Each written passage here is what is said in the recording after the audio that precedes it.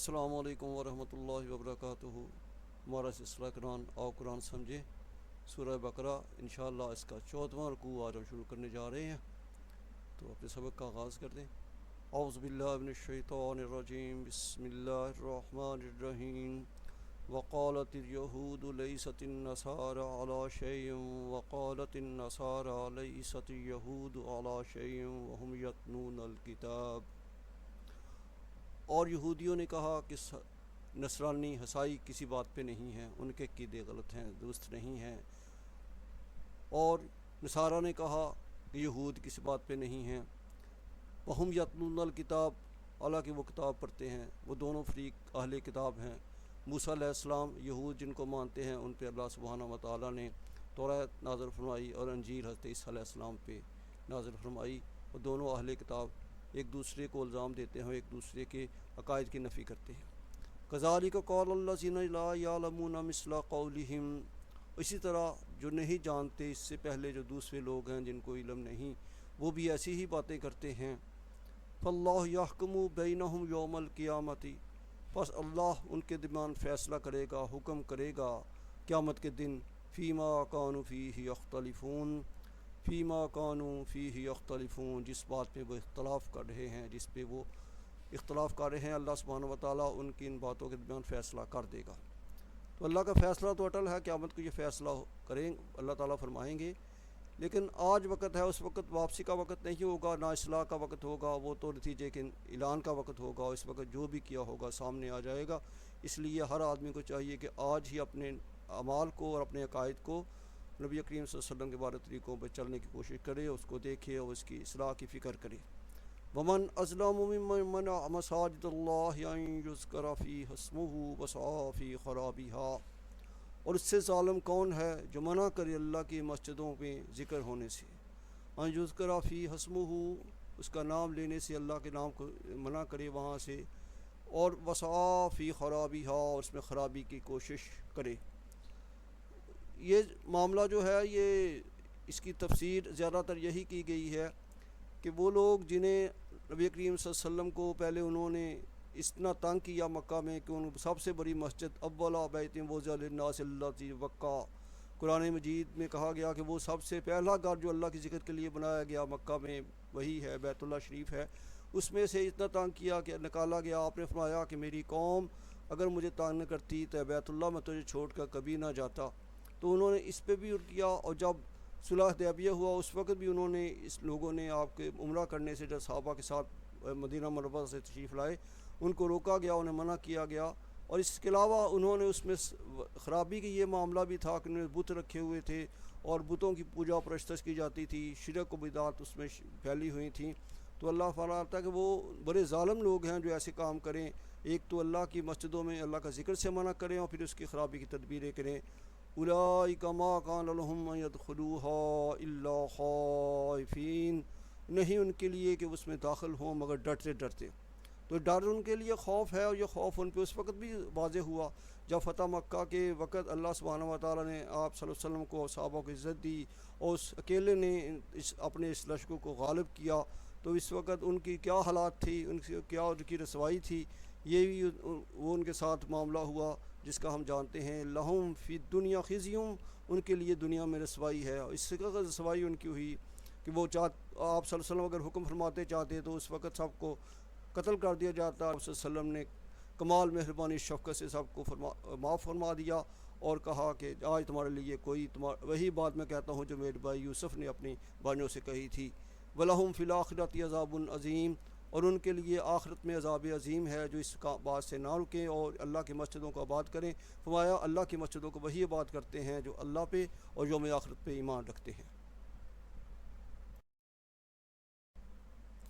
وَلِلَّهِ الْمَشْرِقُ وَالْمَغْرِبُ فَأَيْنَمَا تُوَلُّوا فَثَمَّ وَجْهُ اللَّهِ إِنَّ اللَّهَ وَاسِعٌ عَلِيمٌ، اور اللہ ہی کا ہے مشرق بھی اور مغرب بھی، تم جس طرف بھی منہ کرو گے، جس طرف بھی رخ کرو گے، اللہ کی ذات ہے، اللہ کا چہرہ ہے، اللہ کا وہی حکم ہے، اور اللہ بڑے واسع علیم، وسیع علم والا ہے، ہر چیز کا علم رکھتا ہے۔ نماز کے لیے ایک سمت تو بیت اللہ شریف کی مقرر کی گئی، لیکن اللہ سبحانہ و تعالیٰ کی ذات اکثر ہر طرف موجود ہے، مشرق ہو یا مغرب ہو، ہر طرف اللہ کی حکمت ہے، اللہ کی قدرت ہے اور اللہ کی شان ہے، اللہ کی ذات ہر چیز سے احاطہ کیے ہوئے، ہر طرف اللہ ہی اللہ ہے۔ وقال اتخذ اللہ ولدا سبحانہ، وہ کہتے ہیں، انہوں نے کہا کہ اللہ نے اولاد بنائی ہے، اپنے لیے اولاد ٹھہرائی ہے، سبحانہ وہ پاک ہے، اس بات سے وہ پاک ہے اس کی کوئی اولاد ہو۔ یہود کہتے ہیں اللہ تعالیٰ کے بارے میں کہ حضرت عزیر علیہ السلام ان کے بیٹے ہیں، اور عیسائی کہتے ہیں عیسیٰ علیہ السلام بیٹے ہیں۔ اس طرح مشرکین کہتے تھے کہ جو ملائکہ ہیں جو انہوں نے ان کو اللہ کی بیٹیاں بنا لیا تھا فرشتوں کو، تو اللہ کہتے ہیں اسی کوئی بات نہیں، وہ سب غلط ہے۔ اور فرمایا آپ صلی اللہ علیہ وسلم نے حدیث پاک میں آیا کہ حدیث قدسی ہے کہ جو کوئی اللہ کی اولاد بنی آدم کہتا ہے، اللہ کی اولاد ٹھہراتا ہے، وہ اللہ کو گالی دیتا ہے۔ اللہ پاک ہے، قل هو اللہ احد، یہ ہمیں واضح طور پہ سمجھا دیا گیا کہ اللہ کا نہ کوئی اولاد ہے نہ وہ کسی کی اولاد ہے۔ واللہ ما فی السماوات والارض کل لہ قانتون، بلکہ اسی کا ہے کچھ زمین میں ہے اور آسمان میں ہے، اور سبھی اس کے فرمان بردار ہیں، اس کے سامنے جھکے ہوئے ہیں، اس کے بندے ہی ہیں اور اس کے سامنے باادب ہیں۔ بدیع السماوات والارض، وہ پیدا کرنے والا ہے زمین کا اور آسمانوں کا۔ بدیع بغیر نمونے کے، اسی سے لفظ بدعت نکلا ہے۔ بدیع السماوات والارض وَإِذَا قَضَىٰ أَمْرًا فَإِنَّمَا يَقُولُ لَهُ كُن فَيَكُونُ، اور اللہ کی ذات ایسی بابرکت ہے اور ایسی حاکم ہے کہ جب وہ کسی کام کرنے کا ارادہ فرماتا ہے تو بس کہتا ہے ہو جا ہو جا، وہ ہو جاتا ہے۔ وَقَالَ الَّذِينَ لَا يَعْلَمُونَ لَوْلَا يُكَلِّمُنَا اللَّهُ أَوْ تَأْتِينَا آیَةٌ، اور بے علم لوگ جو نہیں جانتے وہ کہتے ہیں کہ اللہ ہم سے کلام کیوں نہیں کرتا، اللہ ہم سے کلام کرے، اور تاتنا آیا یم آیا، اور ہمارے ہاں کوئی آیت آئے، کوئی نشانی آئے، کوئی موعظہ ہمیں نصیب ہو۔ کذالک قال الذین من قبلہم مثلہم، اور ان سے پہلے لوگوں نے بھی ایسی ہی باتیں کی تھی، ہم پڑھ چکے ہیں کہ جس طرح موسیٰ علیہ السلام سے مطالبے کیے، انہوں نے مطالبے کیے اور اللہ کو ہم دیکھنا چاہتے ہیں، اور ایسے واحد مطالبے ان کی طرف سے آئے، اسی طرح انہوں نے بھی کہا تشابہت قلوبہم، ان کے دل ایک جیسے ہیں، ان کے قلب ایک جیسے ہیں۔ قد بینا الآیات لقوم یوقنون، اور ہم ایمان رکھنے والوں کے لیے، یقین رکھنے والوں کے اپنی آیتیں بیان کرتے ہیں کھول کھول کے۔ انا ارسلناک بالحق بشیرا ونذیرا ولا تسأل عن اصحاب الجحیم، نبی کریم صلی اللہ علیہ وسلم سے خطاب کیا جا رہا ہے، بے شک ہم نے آپ کو بھیجا حق دے کر، بشیر اور نذیر، بشارت دینے والے اور آگاہ کرنے والے، ڈرانے والے۔ ولا تسألوا عن اصحاب الجحیم، اور جہنمیوں کے بارے میں آپ سے سوال نہیں ہوگا۔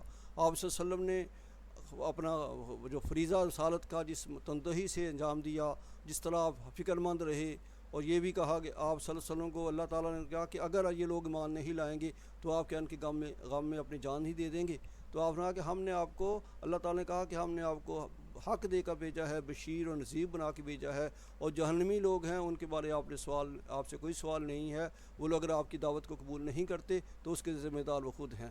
وَلَن تَرْضَىٰ عَنْكَ الْيَهُودُ وَلَا النَّصَارَىٰ حَتَّىٰ تَتَّبِعَ مِلَّتَهُمْ، اور یہود و نصار وہ جو آپ سے راضی کبھی نہیں ہوں گے جہاں تک کہ آپ ان کے دین کو مان لیں، ان کی دین کی بات مان لیں، ان کے پیچھے چلیں، ان کی بات کو تسلیم کر لیں۔ قُلْ إِنَّا هُدَى اللَّهِ وَالْهُدَىٰ، ان سے کہہ دیے کہ ہدایت تو اللہ کی طرف سے ہدایت ہے، ہدایت اللہ کی دی ہوئی ہدایت ہے۔ وَلَنِ اتَّبَعْتَ أَهْوَاءَهُمْ، اگر آپ نے اتباع کی ان کی خواہشوں کی، بعد الذی جاءک من العلم، اس کے بعد کہ آپ کے پاس علم آ چکا، ما لک من اللہ من ولی ولا نصیر، تو اللہ کے مقابلے میں اللہ کے آپ کے لیے کوئی نہ کوئی حمایتی ہوگا، نہ کوئی مددگار ہوگا۔